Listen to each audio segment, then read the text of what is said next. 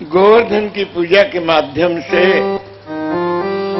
ब्रजवासी लोगों को ये विश्वास करा दिया है।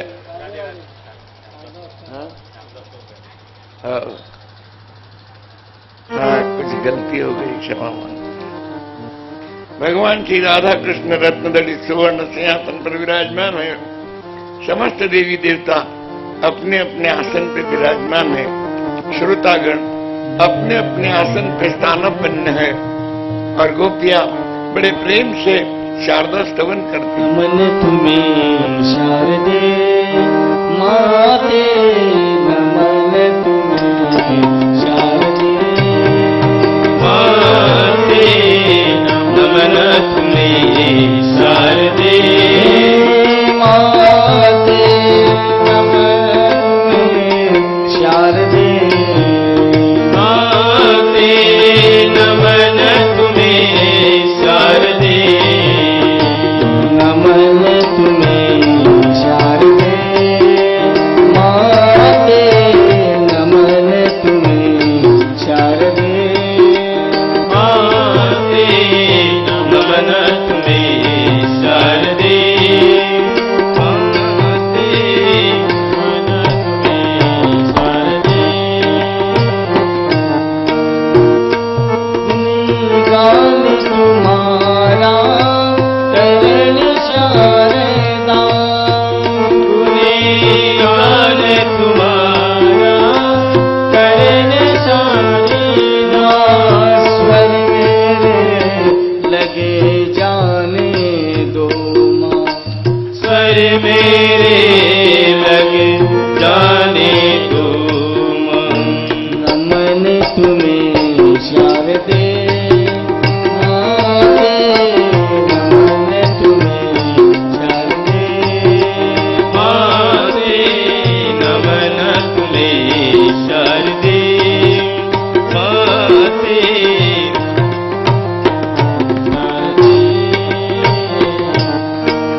कला गुणों की तुम ही देवता, कला गुणों की तुम ही देवता, कृपा दृष्टि की पूरी करो ना, कृपा दृष्टि की पूरी करो माँ, नमन तुम्हें शारदे माते, नमन तुम्हें शारदे माते, नमन तुम्हें शारदे माते, नमन तुम्हें शारदे माते, नमन तुम्हें शारदे, नमन तुम्हें शारदे माते, नमन तुम्हें शारदे माते, नमन तुम्हें शारदे माते, नमन तुम्हें शारदे। बोली वृंदावन बिहारी की, शारदा माता की जय। भगवान श्री राधा कृष्ण चरणारविंद रस पिपासु ममतामय माता तथा सज्जनों, नियम के अनुसार प्रथम कुछ क्षण भगवान नाम संकीर्तन कर ले, पश्चात विषय प्रारंभ होगा। उपस्थित समस्त ममतामय माताओं से तथा सज्जनों से हमारी करबद्ध प्रार्थना है कि भगवान नाम संकीर्तन में पूरा सहयोग देने की कृपा करें। जय जय राधे गोपाला, गोपी गोपाला, जय राधे गोपाला, गोपी गोपाला, जय जय राधे गोपाला, गोपी गोपाला, जय राधे गोपाला, गोपी गोपाला, गोविंद गोपाल हे नंद लाला, गोविंद गोपाल हे नंद लाला, हे नंद लाला, हे नंद लाला, राधे गोपाला, गोपी गोपाला।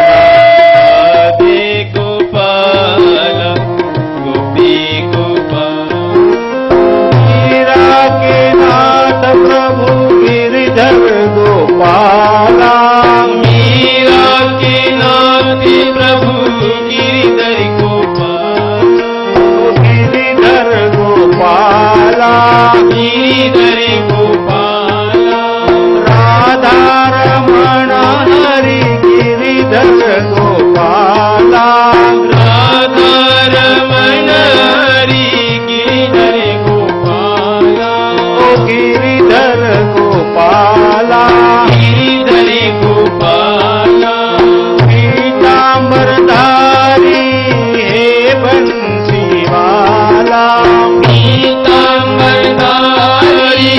हे बंसी वाला हे बंसी वाला हे बंसी वाला तुलसी जी के राजा राम रघुवर दीन दयाला तुलसी जी के राजा राम रघुवर दीन दयाला रघुवर दीन दयाला रघुवर दीन दयाला सूरदास के सुंदर श्याम मोहन मुरली वाला सूरदास के सुंदर श्याम मोहन मुरली वाला मोहन मुरली वाला मोहन मुरली वाला नरसिंह जी के सावरिया गिरधारी नंद लाला नरसिंह जी के सावरिया गिरधारी नंद लाला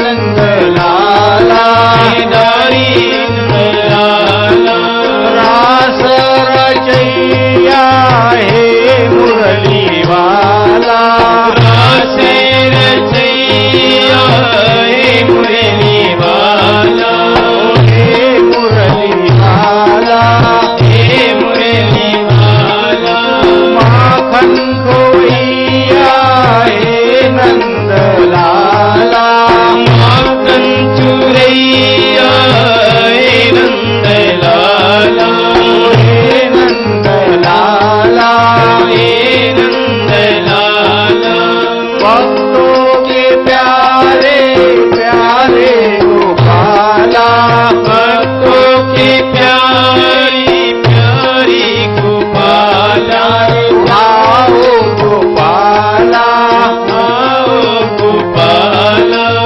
आओ गोपाला गाओ गोपाला आओ गोपाला हो गाओ गोपाला आओ गोपाला गाओ गोपाला गाओ गोपाला आओ गोपाला राधे गोपाला राधे गोपाला गोपी गोपाला गोपी गोपाला राधे राधे के राधे गोपाला राधे राधे के राधे गोपाला गोपी गोपाला गोपी गोपाला गोवर्धनधारी गोपाल लाला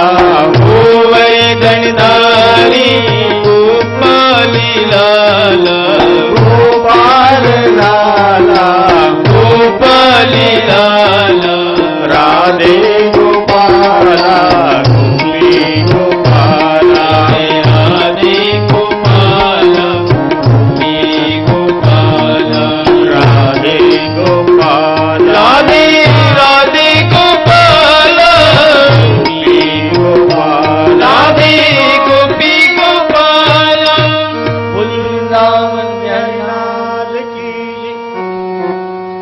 सब संतन की गौ माता की बजरंग बली महाराज की जय जय श्री राधे जय जय श्री राधे जय जय श्री राधे बोलिए सद्गुरु परम पूज्य संत श्री रघुराधे महाराज की जय।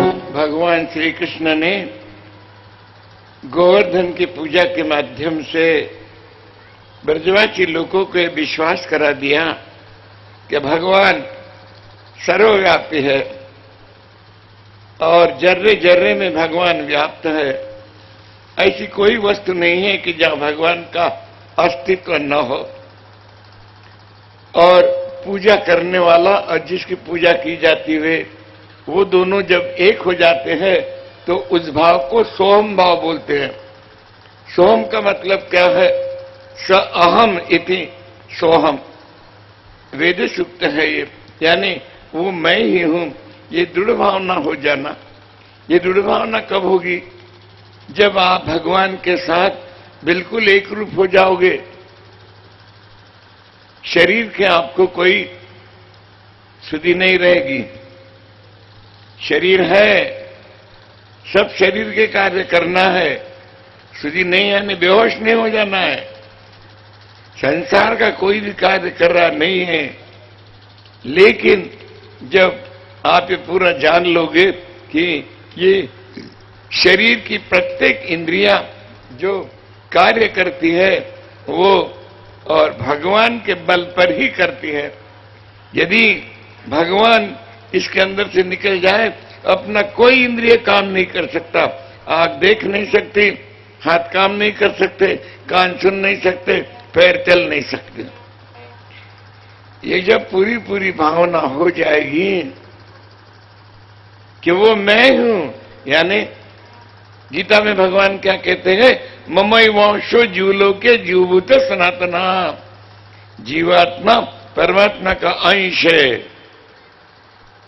परमात्मा का अंश और अंशी में कोई फर्क नहीं होता।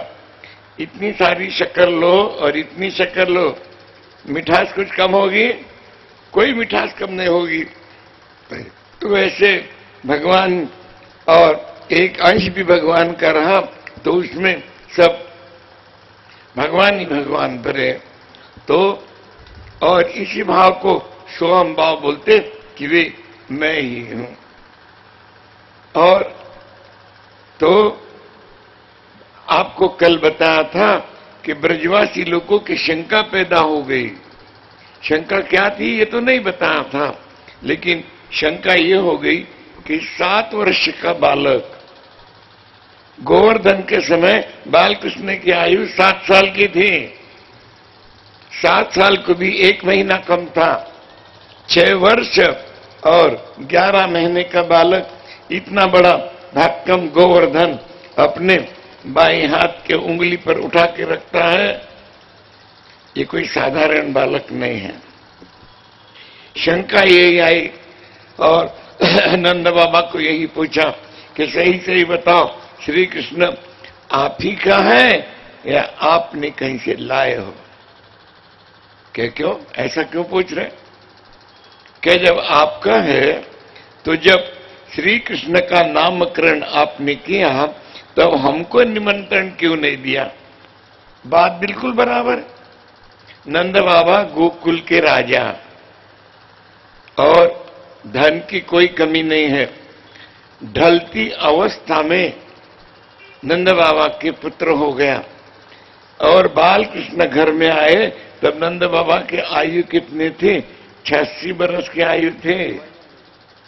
यशोदा की आयु और 79 बरस की थे। और फिर धन की कोई कमी नहीं। तो आपने नंद बाबा ने कहा नामकरण गर्गाचार्य ने किया, और गर्गाचार्य यादव के कुलगुरु है। और गर्गाचार्य ने कहा यदि नामकरण के समय आप सब ब्रजवासियों को बुलाते हो और ब्रजवासियों को ये पता लग जाएगा कि मैंने नामकरण किया तो मैं यादवों का कुलगुरु हूं। शंका हो जाएगी कि ये और वसुदेव के पुत्र है, क्योंकि मैं यादव का कुलगुरु हूं। कंस तक बात पहुंच जाएगी। कंस और वसुदेव देवकी को कष्ट देगा, मुझे कष्ट देगा, बालकों को कष्ट देगा और आपको कष्ट देगा। यदि आप चुपचाप नामकरण करा लेते हो तो मैं तैयार हूं, वरना मैं नहीं कराऊंगा। अब ब्राह्मण है, संत है, ऋषि है, स्वयं होके आए हैं तो नंद बाबा नहीं कहेंगे क्या इसलिए मैंने आपको बुलाया नहीं?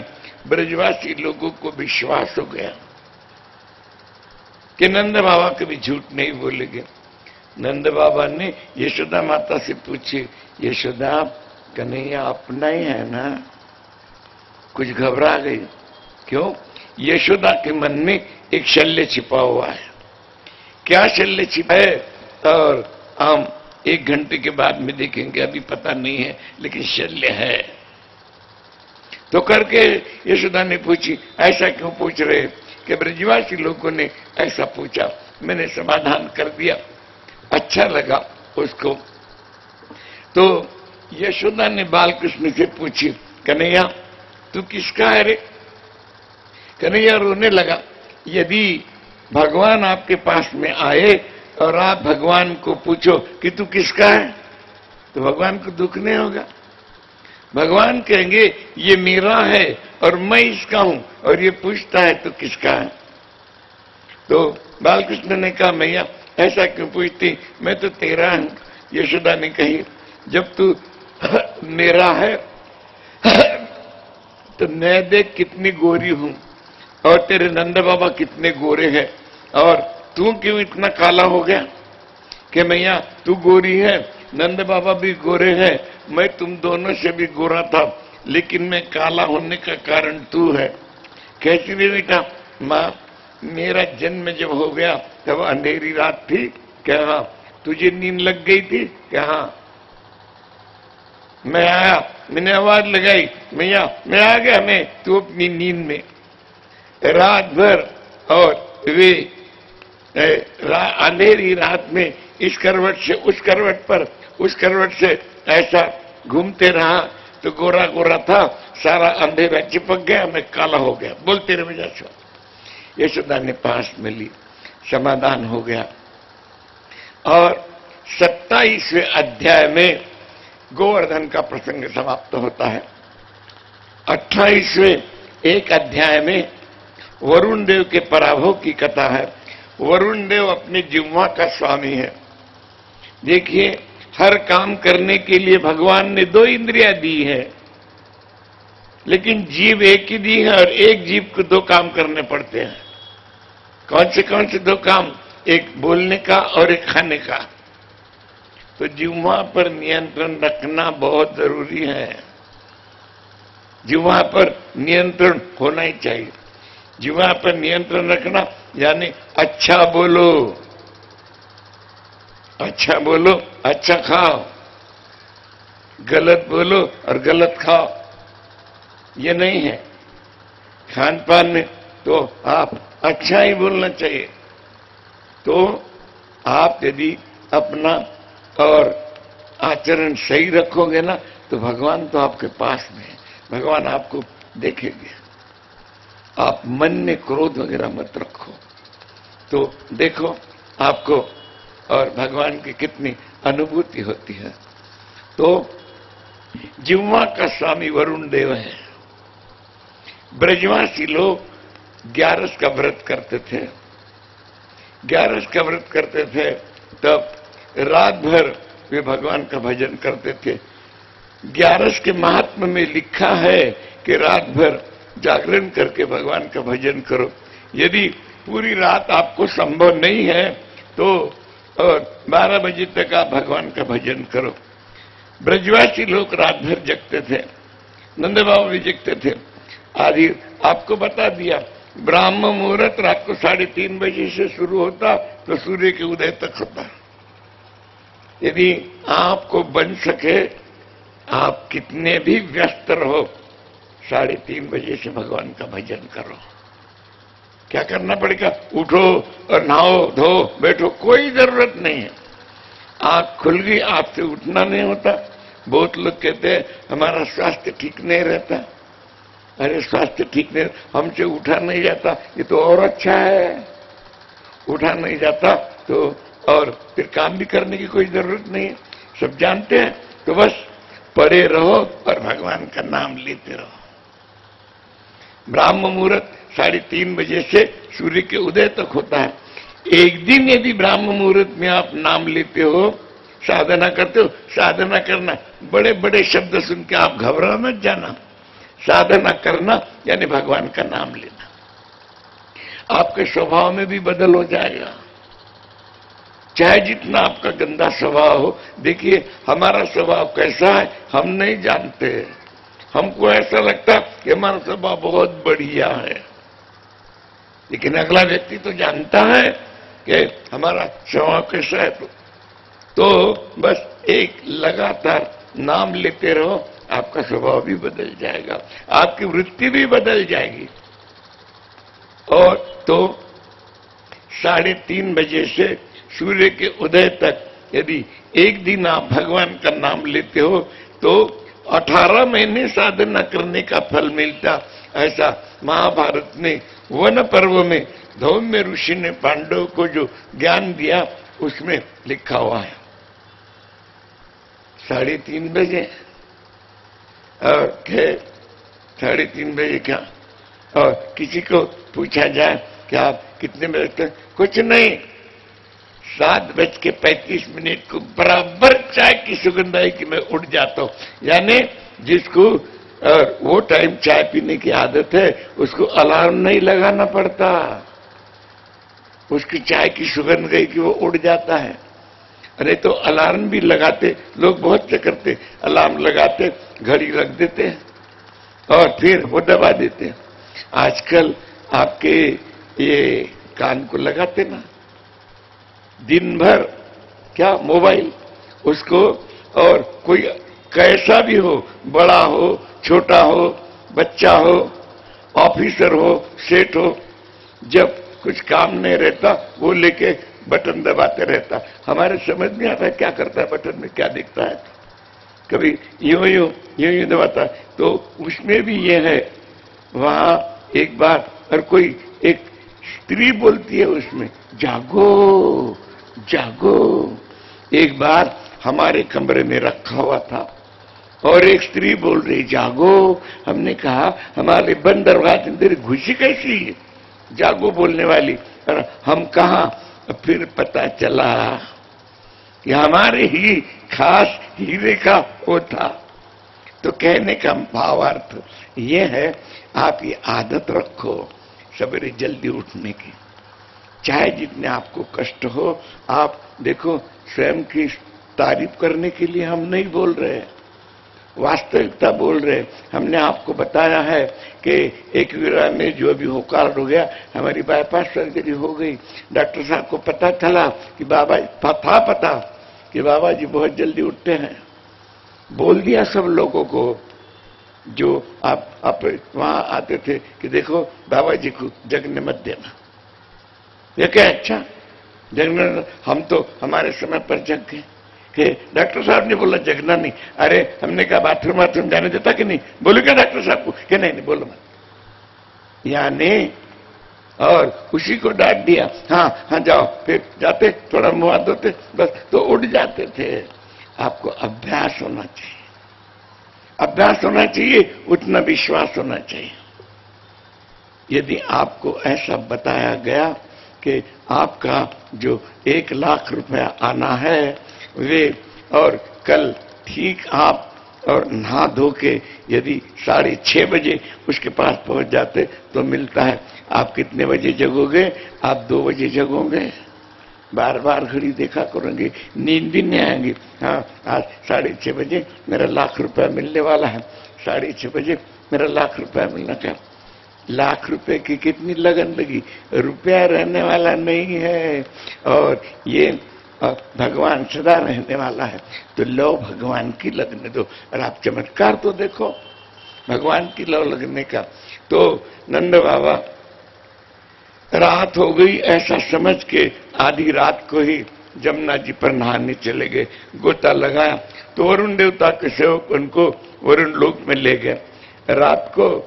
और 11 बजे से 3:30 बजे तक नदी में, तालाब में, कुएं में स्नान करना निषिद्ध माना है। वे समय असुरों को दिया हुआ है। और वैसे ही रात को 11 बजे से 4 बजे तक से वो भोजन भी निषिद्ध माना गया। और आजकल तो पिक्चर देखने जाते हैं और आने के बाद में और रात को भोजन करते हैं। अपने अगले जन्म की तैयारी हम ही करते हैं। अगले जन्म में हमारी अब राक्षस होने की तैयारी चल रही है। तो नंद बाबा गए, वरुण देवता उनको ले गए। भगवान श्री कृष्ण वहां गए और कहे मेरे बाबा को क्यों लाया। और वरुण देवता ने कहा यदि कहूं कि गलती हो गई तो शाप दे देंगे। कि यदि मैं आपके बाबा को नहीं लाता तो आपके चरण मेरे धाम में कैसे लगते थे। तो वरुण देवता का पराभव हो गया 28वें अध्याय में, और फिर 29, 30, 31, 32 और 33 5 अध्यायों में जो प्रसंग है वो भागवत का बड़ा महत्वपूर्ण। याद रखो, भागवत का हर प्रसंग महत्व का है। भागवत में जितना ज्ञान नहीं विज्ञान, जितना विज्ञान है भागवत में, गीता में और महाभारत में बहुत विज्ञान है उसमें। और आज का आपको कल भी बताया हमने कि आज का विज्ञान साधनजन्य है। पहला विज्ञान निस्साधन विज्ञान था।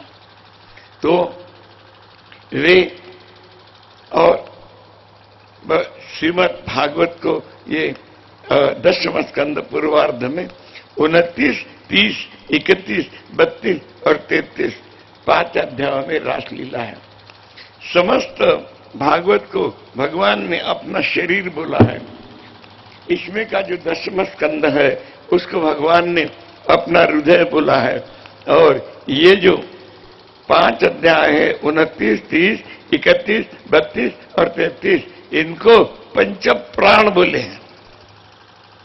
अपने रासलीला में काम वासना का गंध भी नहीं है। लोग कहते हैं कि रासलीला यानी स्त्री पुरुष का मिलन है। लोगों को शंका लेने को तो कोई और कारण ही नहीं होना, किसी की भी बात में शंका ले लेते हैं।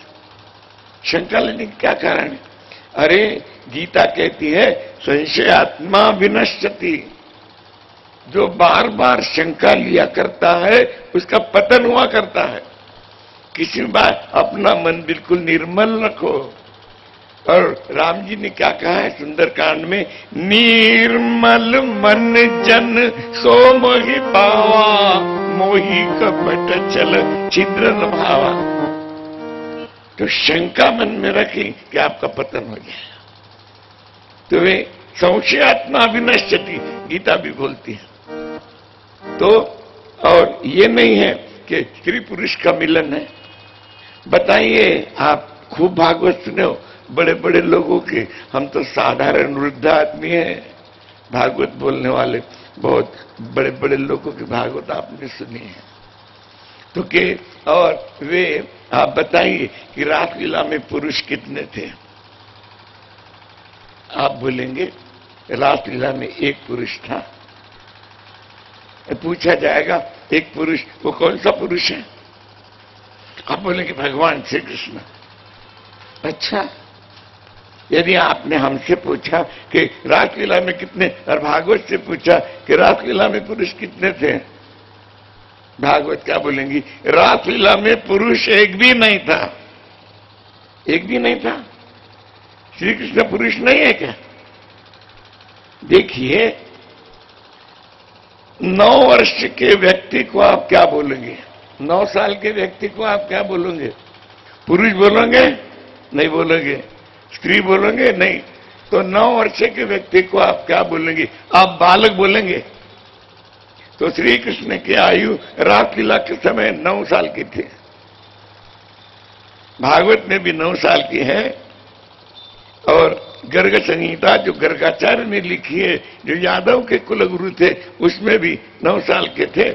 ब्रह्मवेद पुराण में भी 9 साल के, पद्म पुराण पाताल खंड में भी 9 साल के। एक 9 साल का बालक जो एक दूसरे को जानता नहीं है, बड़ा सुंदर बालक है। और एक बड़ी सुंदर स्त्री युवावस्था में है। दोनों, वो बालक और स्त्री एक दूसरे को जानते नहीं।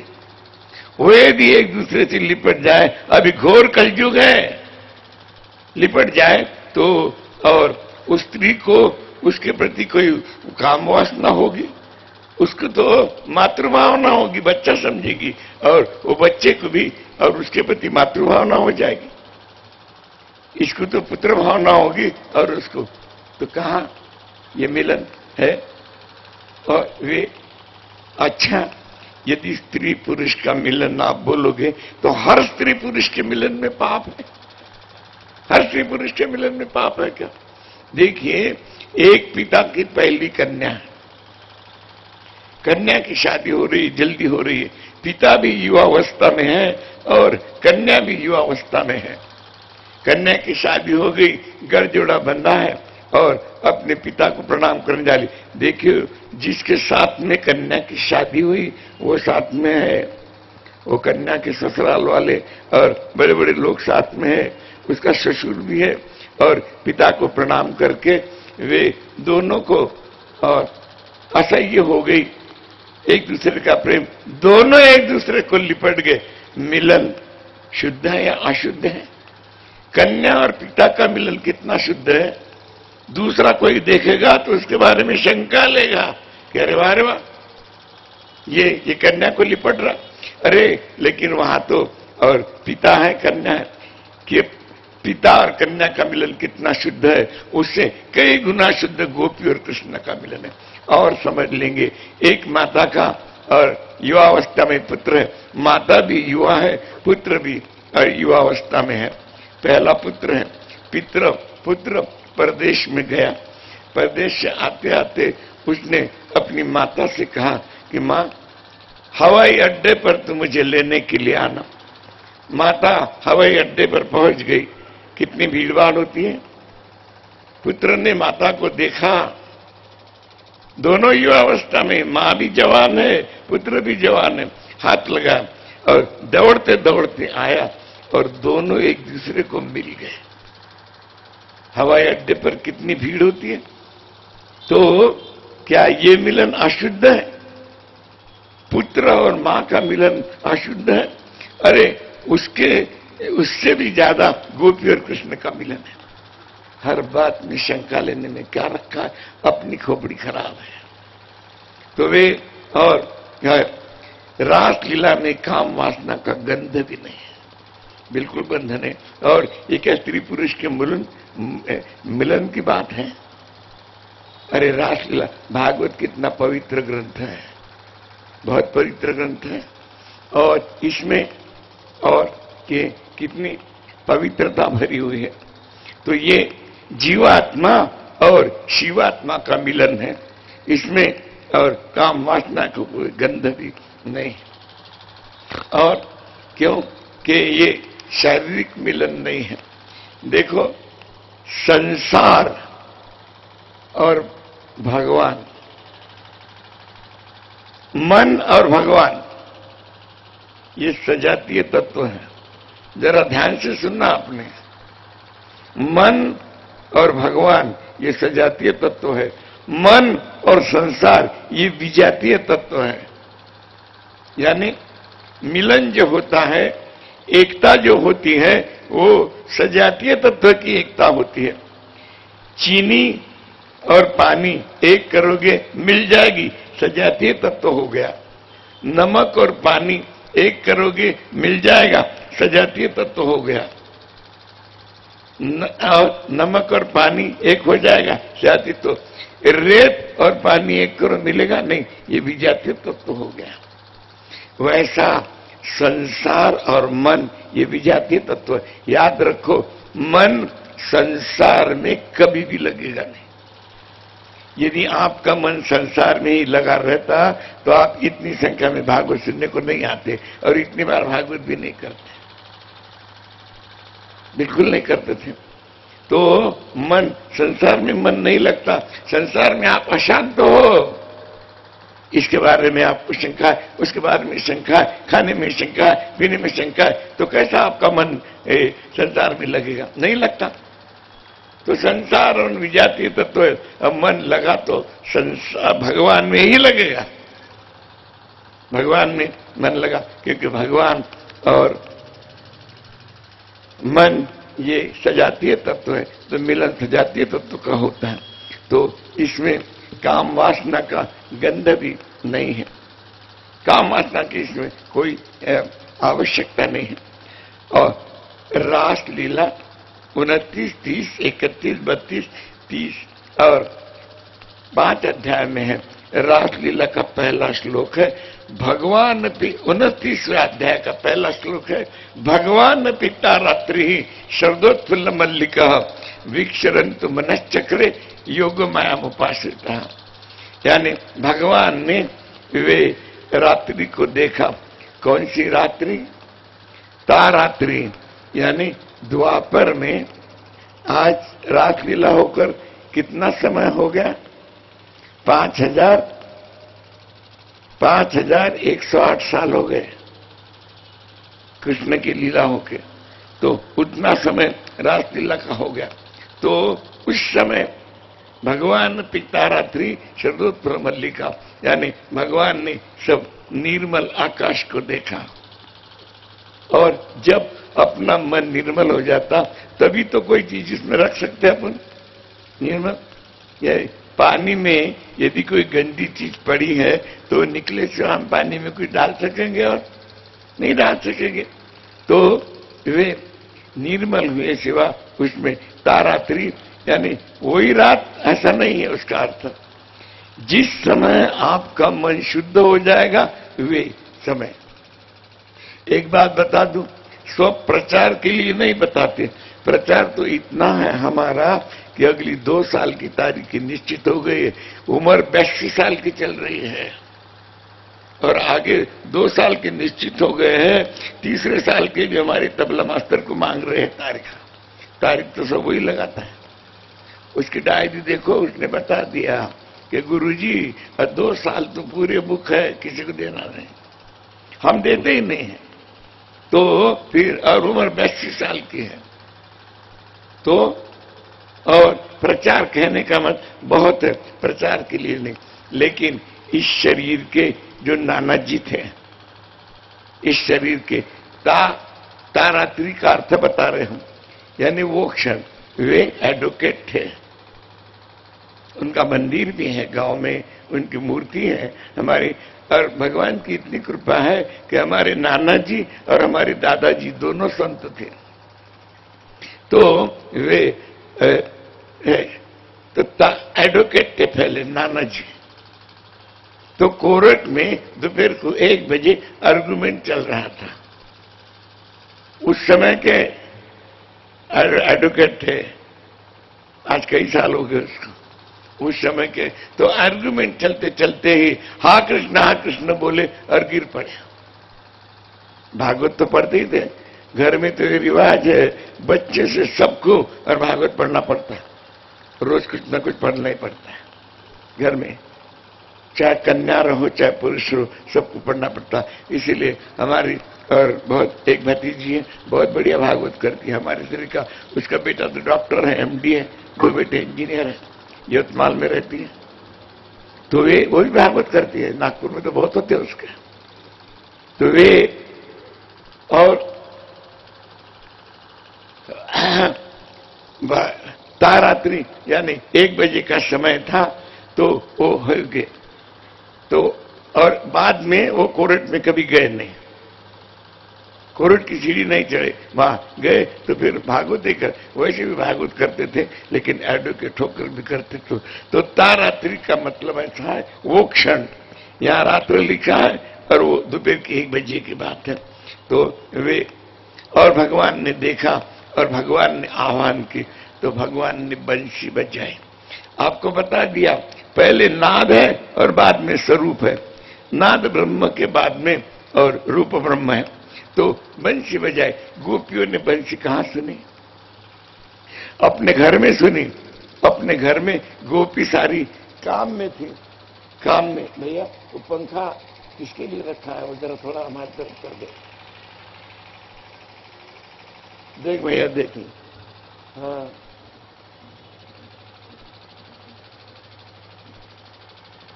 हाँ, नहीं किसके डाला, थोड़ा अच्छा कर, अपन तो वे भगवान ने बंशी कब बजाई? बंशी हमने आपको बताया था एक दिन कि जो बांसुरी बंशी उस समय बजी थी, वो ध्वनि आज आप अपने घर में सुन सकते हो। देखिए, सुनने से की बात है, अपनी अलग से जाने मत दो कहीं कान के बाहर। फिर पूछेंगे, बोलेंगे हमारे समझ में नहीं आता। समझ लो, सुन लो। केवल भागवत करना करके करना है, समझ करो। जरा भागवत की तरफ ध्यान। अरे इतना खर्चा कर रहे हो, भागवत कर रहे हो, कष्ट उठा रहे हो, तो जरा ध्यान से सुनो। और हमारे जीवन की संध्या है, कब रात हो जाएगी इसका कोई भरोसा नहीं है। सुन लो, जितना सुन सकते उतना। तो भगवान ने जब बंसी बजाई तारात्रि विरात्रि यानी वो समय में, तो गोपिया ने बंसी कहां सुनी? अपने घर में। गोपियां काम में थी। कई बार ऐसा होता है, आप बहुत काम में हो, आपका बच्चा बाहर से आया, आपके घर में कॉल बेल, जिसको आप क्या बोलते, घंटी बोलते, वो लगाए, वो बजा रहा। आप बहरे नहीं हो, लेकिन आप नहीं सुन रहे। क्यों? आप अपने काम में मस्त हो। और बच्चा पीछे से आया कि मां मैं कितनी घंटी बजा रहा, कितना दरवाजा ठोका, तो बेटा मेरा ध्यान नहीं था। यानी मैं बहरी नहीं थी, ध्यान नहीं था। यानी इतनी आवाज होकर भी। तो गोपियां तो जब रासलीला की बंसी बजी सब काम में थी, और काम भी ऐसा कि जो काम में बाहर का होश नहीं। कोई गोपी पति की सेवा कर रही थी। दूसरी बात काय को याद आएंगे उसको। कोई अपने बच्चों को दूध पिला रही थी, कोई श्रृंगार कर रही थी। और गोपियां इतनी अच्छा, वहां लाउड स्पीकर लगा था नहीं। बंसी वृंदावन में आप जाओगे तो बंसीवट नाम का स्थान है, वहां पर पहली रास हुई। रास जमुना किनारे हुई है। यदि रासलीला में काम वासना का गंध होता तो रासलीला बंद कमरे में होती थी। रासलीला खुले पर हुई। सभी और देवताओं ने, अप्सराओं ने रासलीला देखी, ऋषि मुनियों ने रासलीला देखी। वे तो वहां एकदम भगवान ने बंसी बजाई, तो गोपियों ने वहां कुछ लाउड स्पीकर थोड़ा लगा था, तो गोपी अपने घर में सुनी। कैसी सुनी? हमने आपको बताया था कि रासलीला की बंसी आज भी, यानी 2007 में आज का वार कौन सा? रविवार, इतवार, संडे, आज भी आप चाहो तो अपने घर में सुन सकते। वही 5108 साल पहले बजी थी वो बंसी आज सुन सकते। इतने तो। और भागवत में ये तो कैसे सुन सकते हो? आज भी हमारे शरीर में एक अनाहत ध्वनि चल रही है। पहले दिन हमने बताया था आपको एक ध्वनि, और वो अनाहत ध्वनि पर ही अपना जीवन चल रहा। एकांत में जाओ, कानों में 2 उंगलियां डालो। पहले जो आपको ध्वनि आती है, वे ध्वनि कैसी आती है? आपका पहले मिट्टी के तेल का स्टोर रहता था ना, जिसमें आप हवा भरते थे, और वो करता था फुर्र। वो एकदम मद्दा कर देने के बाद में, एकदम मद्दा, जैसी आवाज आती तो पहली आवाज आपको ऐसी आती। ये आवाज तो भी कान में उंगली डाले तो आपको आ जाती, लेकिन इसके बाद में जो आवाज आती है, 9 आवाज आती है। जरा ध्यान से सुनना, 9 आवाज आती है। और बाकी आवाज आपको सुनना पड़ता, क्यों कि एकाग्र होना पड़ता ना। कोई कोई भागवत अपने घर में बैठ के सुन रहा होगा, यहां अगल बगल में अपनी गैलरी में बैठा होगा, और वे सारा ध्यान इधर है। यदि उसको बराबर सुनना है तो कोई चिल्ला, वो क्या बोलेगा, ए चुप, सुनने देना मुझे। यानी शांति हुए सिवा वो आवाज सुनने नहीं आएंगी यहाँ की। वैसे ही जब तक आपका मन शांत नहीं होगा, आपको आवाज नहीं आएगी। तो पहली आवाज तो ये अभी भी आ जाती है। अनाहत ध्वनि चालू है। ये ध्वनि के बल पर ही हम लोग जीवित है। ये ध्वनि बंद हो जाएगी तो हमारा राम नाम सत्य है, सत्य बोलोगे तो हो जाएगा। पहली ध्वनि वो आती है, दूसरी ध्वनि यहां से आती है, बाकी सब आपको सुननी पड़ती है। वे जोर से और बादल बह रहे ऐसी आती है, इसकी अनुभूति करना है। तीसरी ध्वनि आपको आती है, मेहों की गर्जना होती है, जैसे बादल गरजते हैं ना, वे होती है। चौथी ध्वनि आपको आती है कि जोर जोर से बारिश गिरती है, ऐसी आती है। पांचवी ध्वनि आपको आती है, जैसा जल बहता है ना, खलखल खलखल आवाज आती, ऐसी पांचवी ध्वनि आएगी। छठी ध्वनि आपको मंदिर में घंटा बजती ऐसी आती है। सातवीं ध्वनि आपको मृदंग की आती है। आठवीं ध्वनि आपको शंख की आती है, शंख ज्ञान का प्रतीक है। आठवीं ध्वनि शंख की आती है और नवीं ध्वनि आपको ओंकार की आती है। एक आपको साधना बताओ, अभी कर लो और कल यदि अनुभूति न हो हमारी खबर लेना। कल तो हम है, अभी 2 दिन है हम यहां, कल है, खूब खबर ले लो। ये फोड़ना चाहते तो फोड़ दो, जल्दी फूटेगा, इसमें कुछ नहीं। कि झूठ बोलता रात, अरे जीवन की संध्या है, घबराहट हो जाएगी, भरोसा नहीं, झूठ काहे को बोलेंगे। कि आपको लूट के थोड़ा जाना है हमको। तो वे और अभी कितने बजे देख लो और एकांत में जाके बैठ जाओ अपने घर में और एक ध्वनि, एक दीपक लगा के रख दो। काय का भी लगाओ, तेल का लगाओ, घी का लगाओ, एक ज्योति होना और वहां आप शुरू कर दो कल इस समय तक। ओ बस ओंकार की ध्वनि चलने दो। नवी ध्वनि है ओंकार की।